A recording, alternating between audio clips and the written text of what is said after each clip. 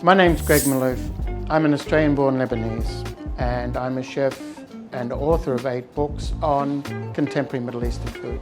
Today I bring you my courses on contemporary Middle Eastern food. My goal is to present them in a certain way where you understand the first steps in Lebanese cuisine or Lebanese food. Trust me, it's not that difficult. There's a few little techniques and I'm sure that you will enjoy all the textures and flavors and the architectural look of each dish. Lebanese food is about breaking down barriers. So whether you're in a restaurant or at your home or with friends, a lot of food comes to the table and you have so many surprises with these dishes. And I'm sure that everyone is going to enjoy that.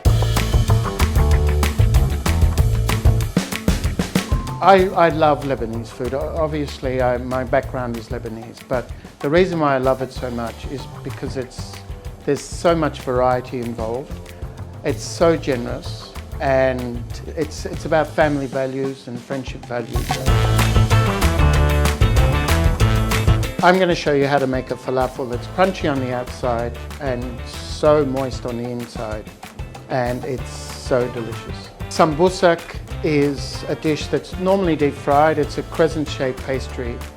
This one is baked, and believe you me, it's delicious. Labneh is probably one of my favorites, and this has got a nice little garnish of fresh shredded cucumbers and dried mint, and also some tarragon. So one of the essentials in Arabic food or Lebanese food is hummus, and I'm going to show you my technique, but it's actually a gorgeous technique of presenting hummus in a creamy, silky way.